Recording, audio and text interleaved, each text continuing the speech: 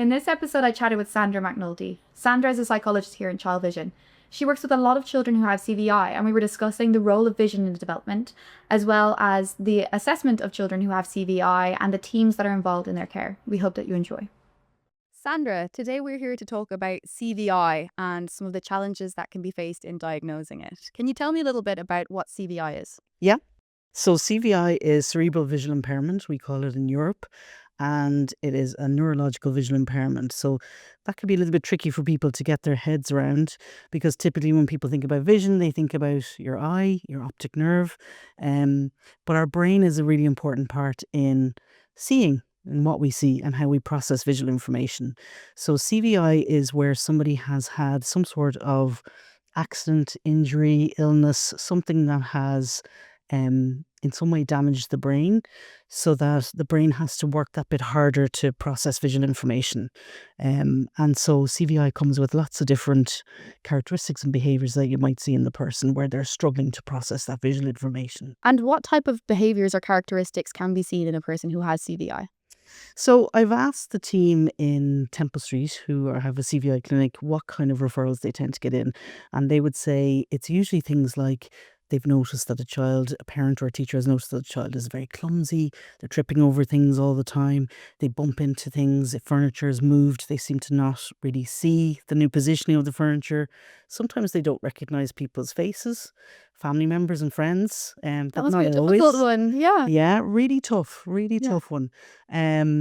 And I suppose there's lots of other characteristics then that maybe people would associate with other types of difficulties. There can be crossover in some of the social and communication skills that we would have, because if you can't visually process, your communication with somebody, maybe you can't see the subtle changes in their face as they're communicating with you. Maybe you can't read them in that way. It might be really hard for you to follow things in motion. So if you're a child out in the schoolyard, that could be really tough to keep up and follow what's happening. So you might get left by yourself off to the side. You might have a preference for chatting with people on the yard instead of playing. Okay. To keep them stationary. Yeah. And these can be subtle behaviours as well. These aren't things that someone would necessarily see and say, oh, this is related to vision. There are so many behaviours that can be attributed to different aspects of development, I would suppose. 100%, yeah. And so, I think the thing about CVI that for me as a psychologist is most important to recognise is that most people don't know that they have CVI. So we're talking about, this is the statistic that shocks me. We have 80% of people who have CVI are not aware that they have CVI. Wow. So we only have a 20% diagnosis rate. Oh my goodness, that's really, really poor, I suppose, in terms of other conditions as well. Surely this is one that is mostly, So we're thinking about, in a disability setting, we're talking about 1 in 10 children are likely to have CVI. In a typical mainstream situation, classroom, we're talking about 1 in 30. So when we have statistics like that as psychologists, we're taking note of that and we're aware of that. But CVI is such a hidden disability. A lot of clinicians don't know about it. Never mind the children, never mind the parents. So we're in a space where children are presenting with behaviours that might look like a neurodevelopmental difficulty. So something like dyspraxia, clumsy, tripping on things. Might have difficulties with reading. So that might look like dyslexia or dyscalculia, which is a problem with maths. A lot of people ask about that one because they're not sure. We might have children presenting with a query around ADHD. Or autism is the big one. So we've got a lot of children who are out in the community who have probably been misdiagnosed with one of those neurodevelopmental or many of those neurodevelopmental disorders or difficulties, where actually CVI might be the root of the issue. And how is it that a clinician can look at a child's behaviours or how they interact with people or with objects, and how is it that they decide what it is to look for? Because, if you see a behaviour that may be indicative of autism, you would think to maybe do an assessment to that end. But what is it that a psychologist will look for that might distinguish CVI from something else? It's a tricky one because most psychologists have no awareness of CVI. It's not something that we're necessarily trained up on. And we were talking about this before. I would say that part of that reason is because CVI tends to fall between so many different professions. Yes. And I think when you have something like that, gets a bit lost in the mix. So psychologists are in the mix from a diagnostic perspective when they're thinking about that differentiation. Yes. So is it autism or is it CVI?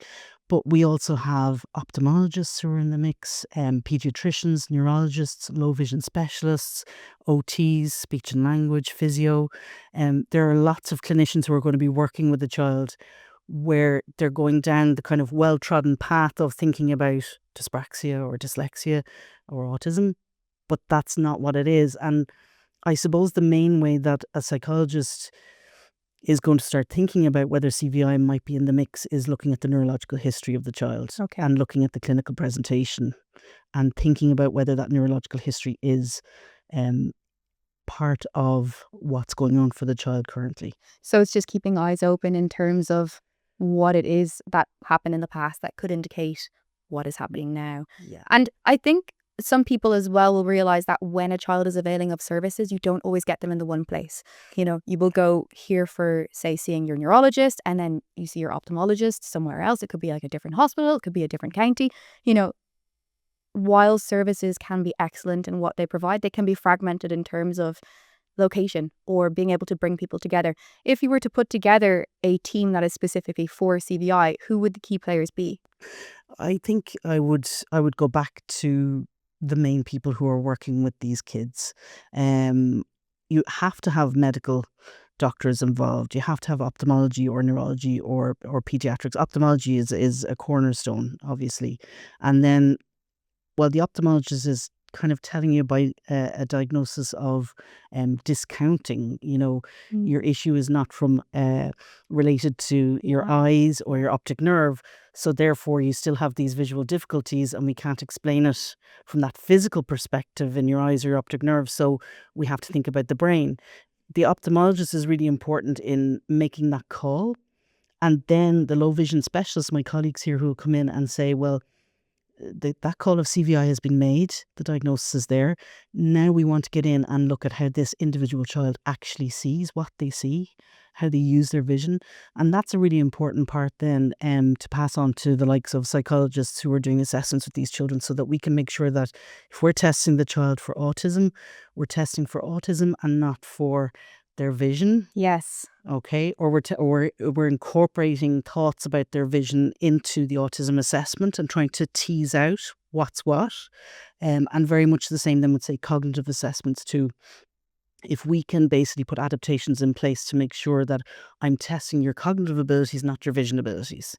So the team, I suppose, could involve anybody, but there's definitely core key people who are at the diagnostic stage, and then there's key people who are at the understanding the CVI and helping parents and the community to understand CVI and the individual child. Batteries and assessments, they're not necessarily designed for people who are non-visual.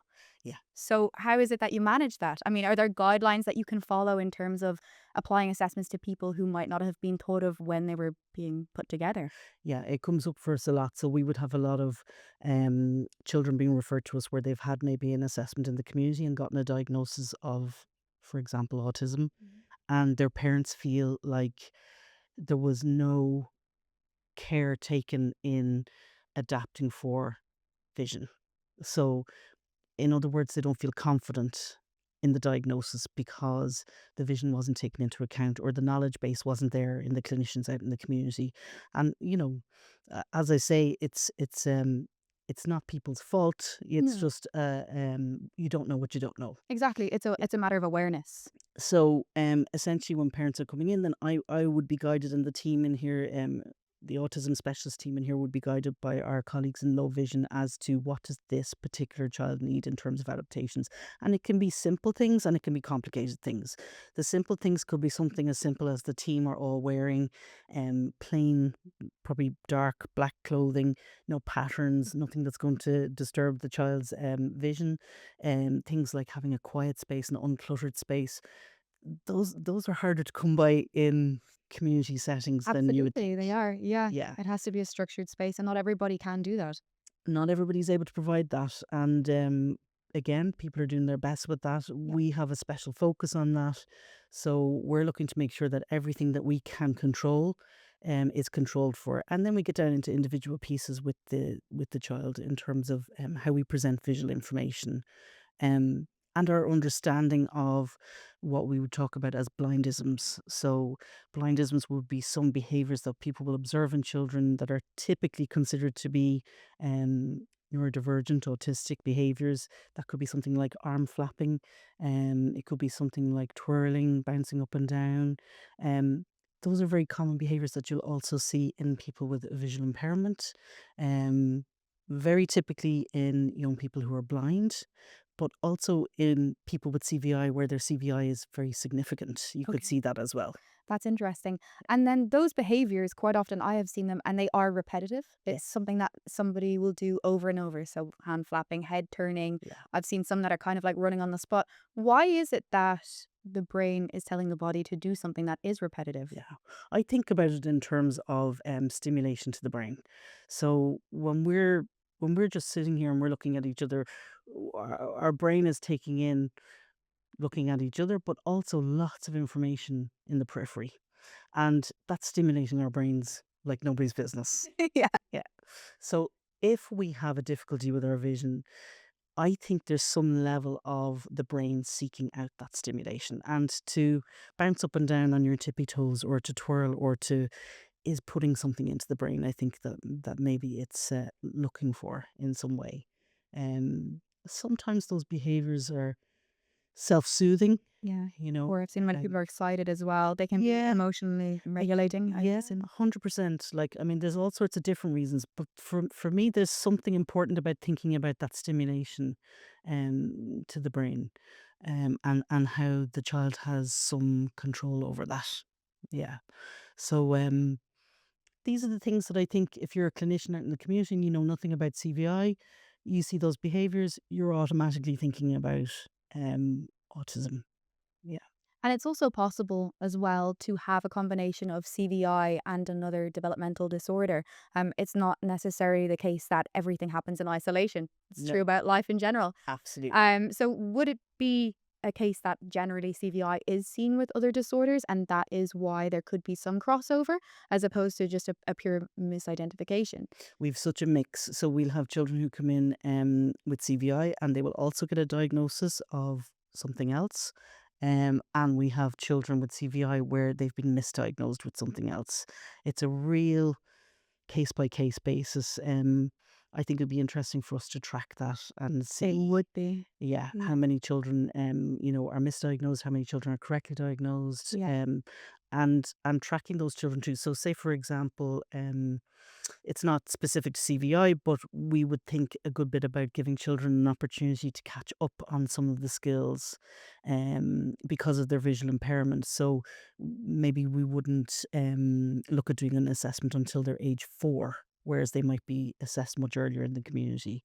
So we're all the time thinking about how do we adapt, and you were asking about the assessments, how do we adapt assessments that are not set up for children with a visual impairment? Yeah. And that's tricky. It is tricky. I mean, on some level, it's nearly somewhat subjective. You have a clinician who is looking at an assessment, which is by definition standardized. Yeah. It's the same that everybody rolls out everywhere. But then if you have to apply, your critical thinking and your understanding of a disorder to it, you're going to do that as a highly qualified person. That is really great. It's going to be the same across the country. But there's always going to be individual difference in interpretation. Yeah.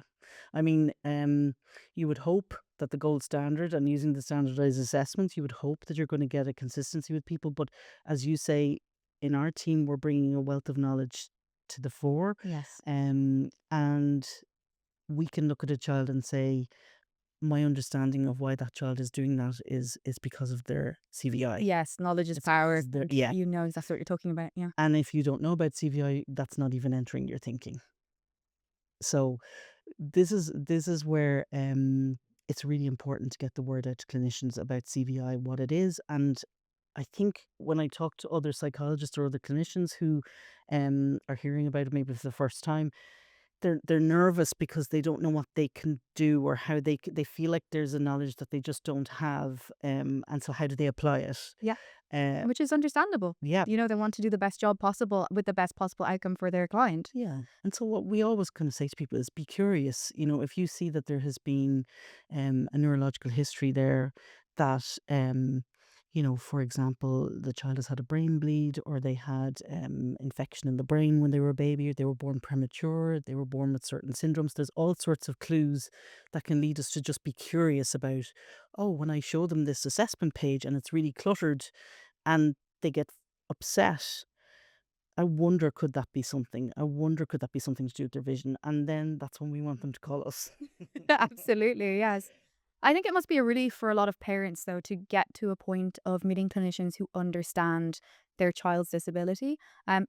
It must be quite a frustrating process if you feel that your child is being misdiagnosed, or if you know that there's something up that maybe wasn't taken into consideration. And this isn't something where you blame a clinician or people aren't doing their job well enough. It's just a lack of awareness. Yeah, Um, we hear that a lot. yeah. Yeah, we hear that from parents a lot, that they feel like they're going in educating clinicians about CVI before the assessments, that they feel like they're going in to schools sometimes as well, although there is support in schools, but they feel like they're going in and they're trying to explain it to people. But the thing I think I find um, most heartbreaking for parents is when people in their own lives don't understand CVI. And so, people might have an idea in their mind that a visual impairment means that you can't see anything at all, and that would look a certain way. And so, what parents often feed back to us is people in their life saying things like, "Sure, there's nothing wrong with your child. They're running around there. They're running around the classroom, or they're running around the playground. I just don't understand. They don't get it. Yeah. They don't get it." And I think that's really hard because it's hard enough, I think, to receive that diagnosis. It's hard enough to imagine what your child is going through. Yes. It's even harder when people are questioning that. Then, yeah, Absolutely. Yeah, you can appreciate that. But hopefully, through the right supports and by meeting people who do understand, parents can find that there is a community. There are lots of people out there who have children with CVI who do understand, who can support one another. yeah. It- Parents are great with each other too. They give each other lots of ideas, lots of tips, lots of support. They just get it.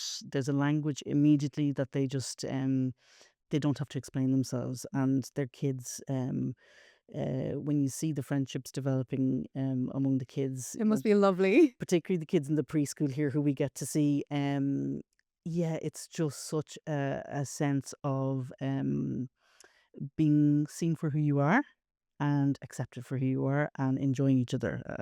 Like the kids just get such crack with each other. Good. Um, That's life as it should be. Life as it should be is right. Yeah, yeah. Because we can carry that sense of knowing everything that a child has been through and holding that with us, but the kids they just play with each other. Yeah. Yeah, Yeah. they just have fun. They do. Yeah, And why shouldn't they? Like exactly. everybody else. Yeah. Well, Sandra, thank you so much for chatting with Not us at today. It's all. really interesting. Pleasure. Thank you.